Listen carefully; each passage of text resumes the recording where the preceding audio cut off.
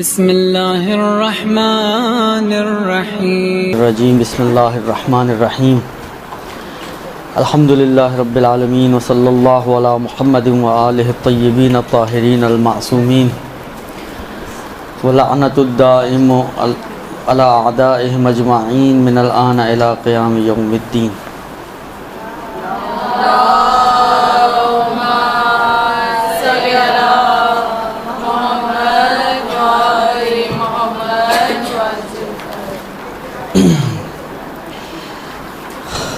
हमारी गुफ्तगू मुतफ़र्रिक़ मौज़ूआत जो दिए गए थे उनके हवाले से चल रही थी।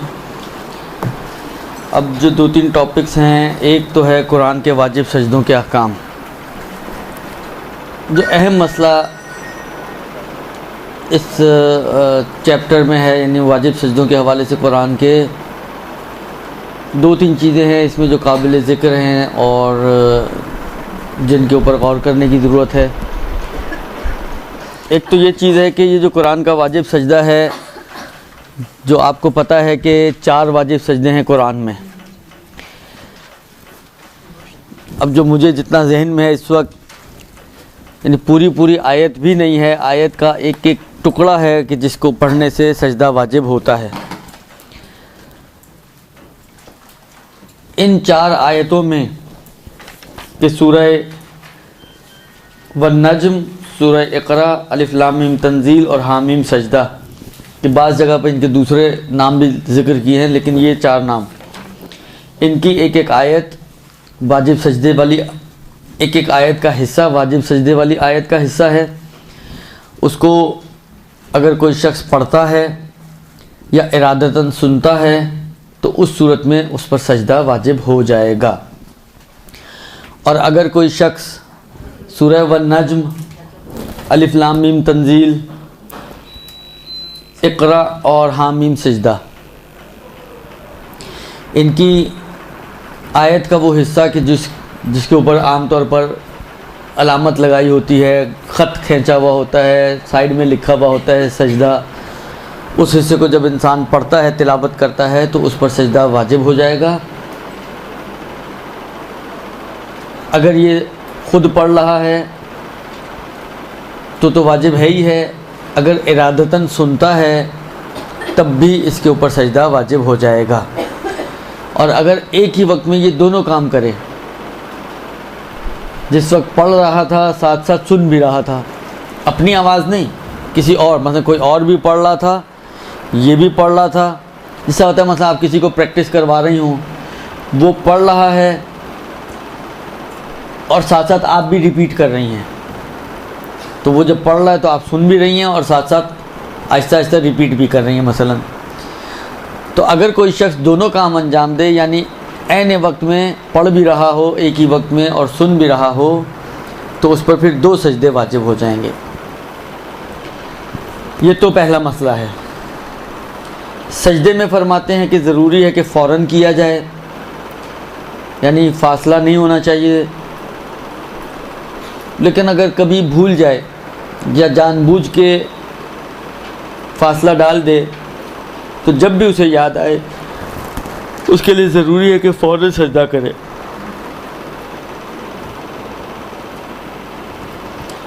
और आग़ाए ख़ुई हों या आग़ाए सिस्तानी हों, अलबत्ता आग़ाए ख़ुमैनी की ताबीर में मौजूद नहीं है, लेकिन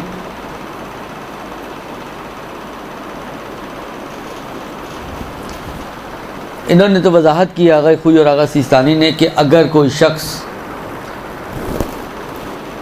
जिसको कहते हैं ना कि एक मसला, सिमिलर मसला आता है गाने के अंदर, कि गाने का सुनना हराम है, तवज्जो देकर सुनना, अम्मा अगर कान में आवाज़ पड़ जाए तो वो हराम नहीं है। अब आवाज़ पड़ने के बाद आप सुनना शुरू कर दें, वो एक अलग मसला है, वो फिर हराम में चला जाएगा। आप कहीं चलें, अब तो आ ही रही है आवाज़, पड़ोसन ने लगा ही दिया है, दुरुस्त, एक शुक्रिया का मैसेज भी कर दिया उसको, और साथ साथ आपने कहा चले ये तो वो वाली बोटी है जो खुद ही आ रही है। तो ऐसा नहीं है, यानी आपके कान से आवाज़ टकरा रही हो लेकिन आपकी तवज्जो ना हो। मसलन जिस तरह आमतौर पे मिनी बस में अगर इंसान बैठे या बस में बैठे, अब आप अगर तवज्जो अपनी हटा दें तो ऐसा तो नहीं कि तवज्जो हटाने से आप बहरी बन जाएंगी कि कान में आवाज़ ही नहीं आएगी, आवाज़ आ रही होगी। और इसी बात से है बहुत सारे लोग जो गाना नहीं सुनते लेकिन उनको सारे लेटेस्ट गानों का पता होता है। वहाँ इनके उनका दावा होता है हम तो गाने सुनते ही नहीं हैं। वो शायद इसी वजह से उनको पता चल जाता होगा, बसों के सफ़र करती होंगी या मिनी बसों के सफ़र करते होंगे वो लोग, तो वो सुने बगैर जो आ गया। इनकी बेतवज्जोही भी ऐसी हो सकता है हो कि बेतवज्जोही में भी बहुत कुछ उनको पता चल जाता हो। हालांकि तो इसी तरीके का मसला यहाँ पे भी है। अगर कोई ध्यान से और तवज्जो से सुनता है क़स्दन व इरादतन, तब तो उस पर सजदा वाजिब होगा। लेकिन आगे खुई और सिस्तानी फरमाते हैं कि अगर बिला क़स्दिन व बिला इरादतिन, मसलन कान में आवाज़ आ गई, आपका इरादा नहीं था सुनने का, आए सजदा, तो फिर आप पर सजदा वाजिब नहीं होगा। ये एक मतलब। दूसरा मसला जो इन लोगों ने बयान किया है, जो आप इम्पॉर्टेंट मसला है और काम आने वाला मसला है, वो ये है कि बाज़ औक़ात आप टीवी के आगे बैठी हुई हैं और आपने टीवी से कोई आयत सजदा सुनी या कैसेट लगी हुई है, कैसेट से कोई आयत सजदा सुनी, तो या जिस तरह इन्होंने इजाफ़ा किया, मतलब एक गैर मुमय्यज़ बच्चा है उससे आपने आयत सजदा सुनी, तो चाहे तवज्जो से सुनी आपने, लेकिन कैसेट या जितनी भी रिकॉर्डिंग के ज़राए हैं, रिकॉर्डेड आयत सुनने से सजदा वाजिब नहीं होता। सजदा उस सूरत में वाजिब होता है कि जब आप, हाँ, जैसा लाइव प्रोग्राम्स आते हैं, फ़र्ज़ करें वाक़ई लाइव हो, कारी वहाँ पढ़ रहा हो, यहाँ पर आप सुन रही हो, क्योंकि रिकॉर्डेड में होता है कि कारी उस वक्त पढ़ नहीं रहा होता, वो रिकॉर्डेड होता है। मुमकिन है वो कारी मतलब कारी बासित की कैसेट चल रही है, उसको मरे हुए भी मतलब टाइम हो गया। तो कहने का मकसद ये है कि जो लाइव ऐसा हो कि सिर्फ दरमियान में एक शीशे की रुकावट है, मतलब स्क्रीन की, वरना गोया ऐसा ही है कि आप सामने बैठी सुन रही हो, तो वहाँ पर सजदा वाजिब हो जाएगा। लेकिन रिकॉर्डेड फॉर्म में अगर आप सुनती हैं तो वहाँ पे सजदा वाजिब नहीं होगा। ये दो चीज़ें। तीसरी चीज़ जो इस मसले में है वो ये है कि बहुत मर्तबा ये होता है कि सुनने वाली तो एक है मसला, उसका भी मसला तो यही है, लेकिन ज़्यादातर जब पेश आता है इंसान को यह परेशानी होती है, वो उस सूरत में होती है कि जब वो बैठकर ख़ुद कुरान पढ़ रहा हो और आयत सजदा आ जाए। तो बैठकर आप कुरान पढ़ रही हैं, मतलब इसी तरीके से जिस अभी आप बैठी हुई हैं, या मतलब फ़र्ज़ करें टेबल चेयर पे बैठी हुई हैं। अब इसकी पोजीशन चेंज करना थोड़ा सा सख्त लगता है इंसान को। बहुत से लोग आपने देखे होंगे वहीं कुरान के ऊपर पेशानी टिकाई और काम चला लिया। तो आए ये काफ़ी है, यानी आपको सजदे की पोजीशन में आना ज़रूरी, क्योंकि वाजिब सजदा है ना, तो सजदे की पोजीशन में आना ज़रूरी है। या जो नमाज के सजदे के अहकाम हैं जी, पेशानी ऊंची नीची ना हो, जगह गस्बी ना हो, लिबास पाक हो, बावुज़ू हो, वगैरह वगैरह वगैरह, आया वो सारी शराइत यहाँ पे ज़रूरी हैं या कुछ हैं कुछ नहीं हैं, तो वो कौन सी हैं जो ज़रूरी हैं और कौन सी हैं जो ज़रूरी नहीं है, ये एक अहम मसला है जो ज़्यादा मोरद तवज्जो होता है लोगों के। लिहाजा इसमें इमाम खुमैनी अलैहिर्रहमा तो फरमाते हैं कि कुरान का जो वाजिब सजदा है उसमें जो एक चीज़ अहम है जो इन्होंने बयान की, वो ये है कि ऐसी चीज़ पर किया जाए जिस पर सजदा सही है। लिहाजा कागज़ हो या मोहर हो सजदेगा हो या लकड़ी की सजदेगा हो, जो भी चीज़ है बिलाखिर ऐसी चीज़ पर सजदा किया जाए कि जिस पर सजदा सही है। कपड़े पर, कारपेट पर, या और खाई जाने वाली चीज़ें और पहनने वाली चीज़ें जो ज़मीन से उगती हैं, जो मयार है सजदे के सही होने का, उन पर सजदा सही नहीं है। अलबत्ता इसके बाद अगर फरमाते हैं कि और जो नमाज के वाजिब सजदे की जो शराइत हैं, बाकी शराइत का लिहाज रखना ज़रूरी नहीं है। अभी इस मसले को लिबास की शराइत, क़िबला, गस्बी होना जगह का, सिर्फ उन्होंने कहा कि एक पेशानी आपकी एक ऐसी चीज़ पर आए कि जिसके ऊपर सजदा सही है। ये इमाम खुमैनी की ताबीर है। ये इमाम खुमैनी का। आगा खुई क्या फरमाते हैं? आगा खुई फरमाते हैं कि वाजिब सजदे में कुरान के एक तो ये कि जगह गस्बी ना हो, यानी इमाम खुमैनी ने जगह के हवाले से कोई बातचीत नहीं की, एक कानून दिया कि सजदगा के अलावा बाकी और कोई शराइत मोतबर नहीं है। इसका मतलब ये कि जगह भी गस्बी हो सकती है, लेकिन आगा खुई फरमाते हैं कि नहीं, जगह गस्बी नहीं होनी चाहिए। और एहतियात वाजिब ये है कि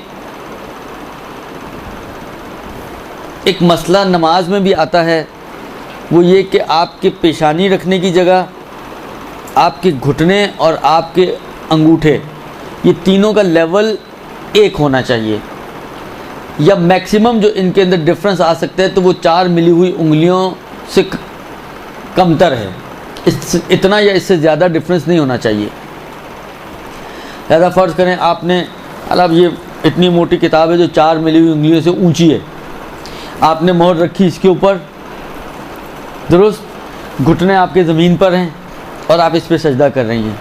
या बाद लोगों को आपने देखा है मसलन 2 सजदगा रखते हैं, हालांकि 2 मोटे मोटे सजदगा आपने रख लिए जो 4 उंगलियों से ऊपर चले गए, दुरुस्त, तो ये सजदा बातिल है, ये काबिल कबूल नहीं है। आगा खुई ने एहतियात की बिना पर इस शर्त को भी मोतबर माना है।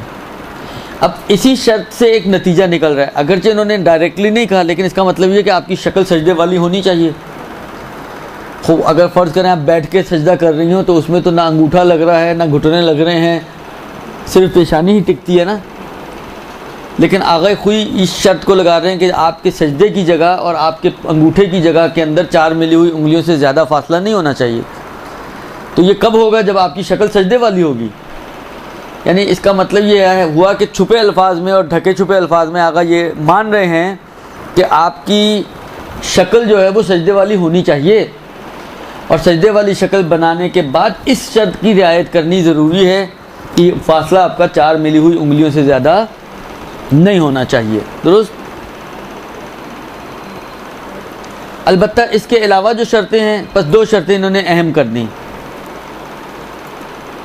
एक तो यही कि गस्बी ना हो, एक ये कि फासला 4 उंगलियों से ज़्यादा ना हो आपकी पेशानी और अंगूठों के दरमियान, लेवल वाइज, दुरुस्त।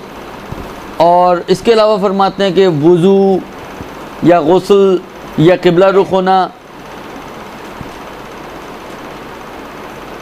या हत्ता पेशानी का पाक होना या और लिबास की जो दूसरी शराइत हैं, इनमें से कोई भी ज़रूरी नहीं है।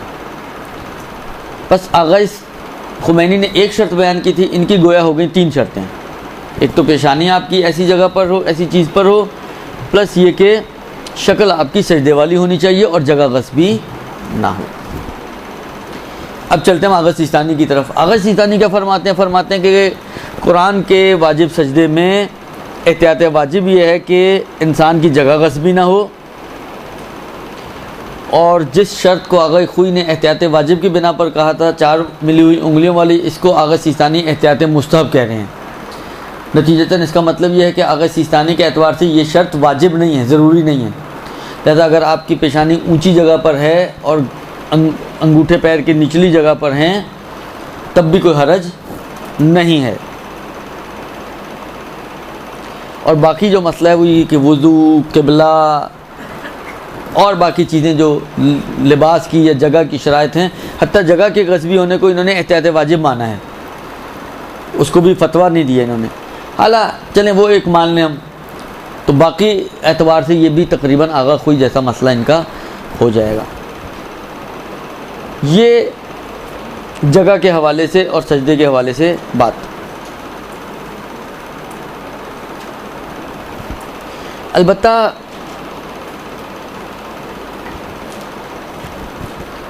आगा ये सिस्तानी के अंदर शक्ल की कोई बात नहीं थी, लेकिन एक मसला और उन्होंने जो दिया है वो ये दिया है आगा खुमैनी ने, आगा सिस्तानी ने आगा खुमैनी में, और ये इन्होंने भी इसको कहा है। आगा खुमैनी ये फरमाते हैं कि कुरान के वाजिब सजदे में इस तरीके से अमल करना है इसको कि लोग ये कहें कि इसने सजदा किया है। अब इन्होंने सिर्फ इतनी जुमला कहा है कि उर्फन ये कहलाए कि आपने सजदा किया है। लेकिन आगे खुई फरमाते हैं कि एहतियात वाजिब ये है कि कुरान के वाजिब सजदे में पेशानी को मोहर पर या किसी ऐसी चीज़ पर रखे कि जिस पर सजदा सही है, और बाकी जो आज़ाए बदन हैं उनको भी ज़मीन पर रखे। ये आगे खुई ने कहा है, जबकि आगे सिस्तानी ने बाकी आज़ाए बदन में एहतियात मुस्तहब लगाई है। यानी पेशानी को माना है उन्होंने, बाकी आज़ाए बदन को ज़मीन पर रखने में एहतियात मुस्तहब लगाई है। यानी इनकी ताबीरात से ऐसा नज़र आ रहा है आगे सिस्तानी की कि अगर आप बैठ के भी सजदा कर लें तो चल जाना चाहिए। आगे सिस्तानी की जो ताबीरात हैं, क्योंकि उन्होंने पेशानी को रखना ज़रूरी माना है, बाकी आज़ा को ज़मीन पे रखना और वो 4 उंगलियों की शर्त, ये सब एहतियात मुस्तहब है। एहतियात मुस्तहब का मतलब है कि ना भी करें तो चल जाए। तो इसलिए ऐसे इनकी ताबीरात से जो समझ में आ रहा है मसला वो यही आ रहा है कि आप बैठ कर भी पेशानी, अगर जैसे मैंने कहा ना, बहुत से लोग कुरान पढ़ते पढ़ते वहीं पेशानी रखी और सजदा कर लिया, तो ऐसा महसूस हो रहा है कि आगा सिस्तानी के हिसाब से कोई मुश्किल इसमें नहीं है, जबकि आगा खुई और खुमैनी के हिसाब से ये वाला सजदा काफ़ी नहीं होगा। दुरुस्त। ये और आखिरी मसला जो कुरान के वाजिब सजदे के हवाले से है कि पढ़ना क्या है। चले पेशानी हालात, चले थोड़ी देर के लिए हम आगा सिस्तानी का भी ये एहतियात मुस्तहब तो कम से कम कहा ही है ना उन्होंने, हालांकि वाजिब नहीं भी समझा। आप चली गई सजदे में जो शक्ल सजदा है, दुरुस्त। अब कुछ पढ़ना ज़रूरी है या पढ़ना ज़रूरी नहीं है, अब क्या होगा मसला? तो इसमें फरमाते हैं कि जब भी आप अपनी पेशानी को सजदे के कद से ज़मीन पर रखें या किसी भी ऐसी चीज़ पर रखें कि जिसमें सजदा वाजिब है रखें, तो ज़िक्र ना भी कहें तो काफ़ी है। ये इमाम खुमैनी का भी यही मसला है, आगा खुई का भी यही मसला है और आगा सिस्तानी का भी यही मसला। ये तीनों का मसला एक जैसा है कि कोई ज़िक्र पढ़ना ज़रूरी नहीं समझते, ना भी कहें तो काफ़ी। सिर्फ पेशानी रखी आपने, उठा ली, काफ़ी है, हो गया सजदा आपका। यानी जो कुरान का वाजिब सजदा, उस आए सजदा को पढ़ने से आपकी गर्दन पर आया था, सिर्फ पेशानी रखने से वो सजदा आपका अदा हो जाएगा। दुरुस्त। अलबत्ता फरमाते हैं कि ज़िक्र पढ़ना मुस्तहब है, तो कोई भी ज़िक्र पढ़ सकते हैं आप, चाहे जो नॉर्मल नमाज में आप वाजिब सजदे में जो ज़िक्र पढ़ती हैं वही पढ़ डालें आप, कोई हरज नहीं है। लेकिन बेहतर ये है कि ये वाला ज़िक्र पढ़े, ला इलाहा इल्लल्लाहु हक्कन हक्का ला इलाहा इल्लल्लाहु ईमानन व तस्दीकन से आखिर तक जो दुआ आपकी तौज़ीह में दी हुई है आप देख लीजिएगा। दुरुस्त। इसको पढ़ना जो है वो बेहतर करार दिया गया है। इसके अलावा बाकी कोई भी आप अगर ज़िक्र पढ़ना चाहें तो आप पढ़ सकते हैं, ना भी पढ़ना चाहें तो आप ना भी पढ़ें। सजदा आपका ज़िक्र के बग़ैर भी वजूद में आ जाएगा और आपकी वाजिब ज़िम्मेदारी को पूरा कर देगा। ये वही बता सकते हैं, इसमें उनका नहीं है मौजूद। अलबत्ता आगा खामनाई ने फरमाया है कि अगर मेरा कोई मसला ना मिले आपको तो आप उस मसले में इमाम खुमैनी के ऊपर अमल कर सकते हैं, लेकिन ये ना मिलने की सूरत में है। अब इसमें कोई ख़ास नहीं दिया हुआ आगा खामनाई का। दुरुस्त जी। ये तो हो गया जनाब अली आपका एक टॉपिक के कुरान के वाजिब सजदों के हवाले से। बस तकरीबन तीनों मराजे के नज़दीक आप अगर बेवुज़ू होके भी कुरान पढ़ें, अगरचे खुद आदाब कुरान में ये है कि बावुज़ू होके क़िबला रुख होके, देखिए ये अब माशरा है। बिलाखिर मैं आपकी खिदमत में अर्ज़ करूँ, कुछ चीज़ें माशरे में आहिस्ता आहिस्ता जो है वो, अब वो कहते हैं ना कि बाज़ औक़ात इंटेंशन अच्छी होती है, एक नेक नियति के साथ एक बात कही जाती है, लेकिन फिर वो आहिस्ता आहिस्ता इतनी ज़्यादा राइज हो जाती है कि वो बाज़ औक़ात इंसान सोचते हैं ये कैसी नेक नियति थी। यानी वो फिर बहुत ही ज़्यादा उसको जो है मिसयूज़ समझे एक किस्म का। हालांकि ये मिसयूज़ का लफ्ज़ भी इतना अच्छा नहीं है, ये भी मैं आपको बता दूं यहाँ पर। इसलिए कि मिसयूज़ का मतलब क्या होता है? मिसयूज़ का मतलब ये होता है कि जगह नहीं है और आप ज़बरदस्ती इसको इस्तेमाल करें, तो वो है मिसयूज़। ये तो शरीयत ने खुद कहा है कि आप कर सकते हैं, तो फिर मिसयूज़ तो ना हुआ। लेकिन यह है कि माशरे के एतबार से और जो हमारे माहौल है उसके हिसाब से बहुत ज़्यादा इसको जो है वो राइज हो गया, और इतना ज़्यादा रवाज नहीं ना होता तो अच्छा था, काश ना होता तो अच्छा था, क्योंकि फिर आहिस्ता आहिस्ता इंसान को सुस्त कर देता है। और जो आप देखते हैं, जो आज भी आप अगर आप देखें, जो हमारे पुराने अफराद हैं और जो आज की नई नस्ल है, कितनी सारी चीज़ें जो पुराने लोग, मतलब कूनों की न्याज़ें, ये तो आप लोगों का तो बहुत ज़्यादा एहतमाम होता है इसके लिए। एक ज़माना था, हमारी जो बुज़ुर्ग ख़वातीन थीं, अम्माएँ और दादियाँ वग़ैरह, वो पहले जिस रात कूंडे बनने होते थे उस कमरे को धोया जाता था, बावुज़ू होके और बड़े एहतमाम के साथ न्याज तैयार की जाती थी। हालत निजासत में तसव्वुर नहीं था कि कोई औरत बैठ के न्याज तैयार करे। और आज की लड़कियों को आप बोलें तो क्या बोलती हैं? कहती हैं कि इनमें तो कोई भी चीज़ वाजिब नहीं है। सही, हमने कब कहा कि वाजिबात हैं ये, लेकिन बाज़ रिवायतों से इन चीज़ों का एहसास होता है कि जितना इन चीज़ों का, देखिए कुरान आप लेट जाएं, टांग पे टांग रखें, और कुरान को जैसे आप एक डाइजेस्ट पढ़ते हैं ना, उससे आप लेके लेट जाएं, पढ़ें, कोई गुनाह होगा? हराम है कोई? नहीं, अगर तौहीन नहीं हो रही तो। हाँ, अगर ये तौहीन काउंट हो रही तो फिर हराम भी है। अल्लाह थोड़ी देर के लिए फ़र्ज़ कर लें तौहीन नहीं मारनी जा रही माशरतन, शायद अलबत्ता ये मानी जाए, मिसाल को ज़्यादा ही एक्सट्रीम चली गई है, लेकिन हालत थोड़ी देर के लिए फ़र्ज़ कर लें आपकी ये तौहीन शुमार नहीं हो रही, दुरुस्त? या मतलब फ़र्ज़ करें औरत है, जैसे हमारे माशरे में अभी इतने ये चीज़ें कुछ बाकी हैं कि अगर आप कुरान पढ़ना चाहें या अज़ान हो रही होती है वैसे बग़ैर दुपट्टे के आप पूरा शहर घूम लें, लेकिन अज़ान होते ही आपका दुपट्टा सर पर आ जाता है। या मतलब कुरान पढ़ते वक्त दुपट्टा सर पे रख लेते हैं हम लोग से मुराद ना मैं लोग, मर्द हज़रात यानी ख़वातीन, हमारे माशरे की ख़वातीन, दुरुस्त? ये अभी भी ये इस हद तक हुस्न बाकी है। लेकिन शायद आज ही की हमारी जवान बच्चियों से अगर यही बात की जाए, वो इन चीज़ों को इतना केयर नहीं करती हैं। उनके हिसाब से कोई ये चीज़ को वाजिब तो नहीं है, इसमें कौन सा आसमान टूटा अगर मैंने बगैर दुपट्टे के कुरान पढ़ लिया तो। लेकिन मैंने अर्ज़ किया ना कि बाज़ रिवायतों से एहसास होता है कि आप जितना ज़्यादा एहतमाम करेंगे इन चीज़ों का, जितना ज़्यादा आप एहतराम करेंगे इन चीज़ों का, इनके असरात हैं, वलो वाजिब हद तक ना हो, वलो मुस्तब। हालांकि मैं फतवे की मकाम पे भी इस वक्त नहीं हूँ, ज़हन में नहीं है मेरे कि मुस्तब है कि दुपट्टा ओढ़ के औरत कुरान पढ़े या मुस्तब नहीं है, लेकिन बिलाखिर जितना एहतमाम करेंगे आप इन मुक़द्दसात दीनी का, कुरान है, अज़ान है, हत्ता नमाज है, दुरुस्त? आपने देखा होगा बहुत से आप लोग जब ईरान जाते हैं आप देखते हैं लोग मोर को फेंकते हैं, पैरों से आगे पीछे करते हैं, दुरुस्त? हद तक ज़मीन पे उठा के कुरान को रख देते हैं। आप लोगों ने शायद ये चीज़ें ना देखी, हमने तो ये भी देखा कि कुरान जूतों के ऊपर पड़ा हुआ है, क्योंकि आप लोग जाते हैं चंद दिनों के लिए, हम लोग वहाँ 17 साल 18 साल में रह के आया हूँ, तो जो कुछ हमने देखा हुआ वो शायद आपकी आंखों ने नहीं देखा हुआ, दुरुस्त? कुरान और मफाती जूते के ऊपर। तो कहने का मकसद ये कि हालांकि थोड़ी देर के लिए फ़र्ज़ कर लें आपके उस माशरे में ये तौहीन नहीं है, फ़र्ज़ है ये सिर्फ, हाँ थोड़ी देर के लिए ये फ़र्ज़ कर लें कि उस माशरे में ये अगर तौहीन ना भी हो तब भी वाजिब तो नहीं है कि यूँ रखा जाए।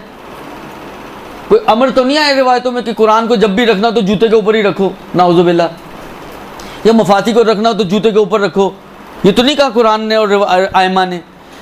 तो बाबा एहतराम करने में कोई कबाहत तो नहीं है। हमने अपने उसी ईरान की मैं बात कर रहा हूँ, उसी ईरान में हमने अपने असातिज़ा को देखा है, मतलब ये अगर कुरान पढ़ा हुआ है, हम लोग तो बाज़ औक़ात बहुत केयरलेसनेस से काम लेते हैं, मतलब चश्मा उतार के उसके ऊपर रख दिया, वो एक कागज़ उसके ऊपर नहीं रखते कुरान के ऊपर, एक पेपर, सिर्फ एक पेपर की क्या वक़्त और कितना वज़न होता है। आप कहीं जी लिखा लिखाया उन्हें, साफ़ सुथरा ब्लैंक पेपर, वो एक पेपर उसके ऊपर नहीं रखते, इतना एहतराम करते हैं कुरान का। करने वाले ये भी हैं, यानी सिर्फ वो रुख नहीं है ईरान का कि आप कहें कि जी ये तो सिर्फ एक तरफ की बात है, दूसरा रुख भी मौजूद है। और सिर्फ उलमा में नहीं, अवाम में भी ऐसे लोग मौजूद हैं जो इन चीज़ों का लिहाज रखते हैं। बाज़ औक़ात खुद हमने देखा एक दूसरे को टोकते हो कि यार ये कुरान को रखा हुआ तुमने ज़मीन पर, या मसलन फ़र्ज़ करो जूते के ऊपर, तो इसको उस पर से उठाओ, ये इसके लिए तो नहीं बनाया गया कुरान। खुलासा ये कि जितना आप एहतमाम करेंगी इन चीज़ों का, मुक़द्दसात दीनी का, सही है, वाजिब नहीं है, अगर तौहीन की हद तक ना जाता हो तो हराम भी नहीं है, लेकिन इस एहतराम के अपने असरात हैं, इस एहतराम के अपने असरात हैं। वो बेनिफिट्स आपको एहतरामी की सूरत में मिलते हैं, बेएहतरामी की सूरत में नहीं मिलते हैं। लिहाजा ये जितनी भी चीज़ें बयान की गई, आपने देखा मैक्सिमम जो चीज़ वाजिब है वो ये वाजिब है कि जी आप एक सजदे की शक्ल में हो और आगा खुई के हिसाब से मतलब जगह आपकी गस्बी ना हो, इससे ज़्यादा तो वाजिब नहीं है। लिहाजा आप जो है किबला रुख होना, बावुजू होना, ये कोई भी चीज़ वाजिब नहीं, लेकिन जितना आप ख्याल रखेंगी उतना बेनिफिशियल है आपके लिए। मुमकिन है अजर व सवाब के एतबार से भी फ़र्क पड़ जाए। और देखें, ये वो जज्बे होते हैं जो खुदा देखता है आपके अंदर, कि जो इस जज्बे के साथ मतलब कुरान के अंदर, मतलब मैं अब अवामी लफ्ज़ बहुत इस्तेमाल कर रहा हूँ बहुत माज़रत के साथ, लेकिन समझाने के लिए, जो कुरान में डंडी ना मारे तो मतलब वो नमाज में फिर कैसे डंडी मारेगा? ये आपका जज्बा है। तो परवरदिगार आलम के नज़दीक इस जज्बे की भी एक अहमियत है, इस जज्बे के भी असरात हैं, दुरुस्त। लिहाजा कोशिश करें कि जितना इन चीज़ों का, जो आपके बुज़ुर्गों की जो रस्में हैं, मैंने कहा मुमकिन है वाजिब ना भी हों, लेकिन अगर आप एक न्याज कर रही हैं, एक काम ऐसा कर रही हैं कि जिसकी निस्बत अहले बैत की तरफ है, दुरुस्त, जितना एहतमाम कर लें अच्छा, बावुज़ू हो के, या जो पुराने ज़माने की जो थी रस्म व रवाज बहुत अच्छे थे, बाज़ जगहों पे तो वाकई बहुत अच्छे थे, अलबत्ता बाज़ जगहों पे वाकई ऐसे हैं कि वो शायद चेंज भी होने वाले हैं, या उनका इतना असर नहीं है। अब मुझे नहीं मालूम क्या लॉजिक थी, या अब आप लोग ज़्यादा शायद समझते हो या बताते जानते हो कि कूनों की जो ज़र्फ़ हैं उनको हिलाया नहीं जाता था, डोंगे वगैरह या जिसमें भी आपने वो कूड़ा बनाया न्याज, उसको अपनी जगह से हिलाया नहीं जाता था। अब इसका क्या फ़लसफ़ा है मुझे नहीं मालूम।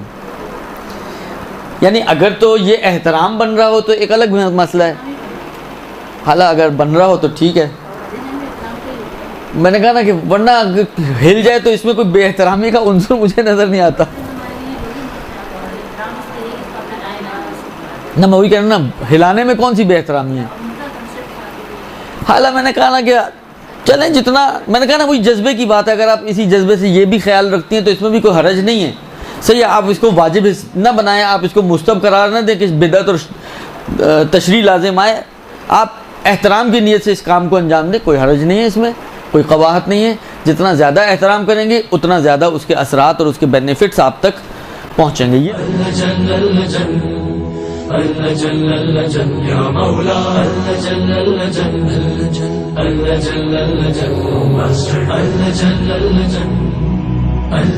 يا صاحب السماء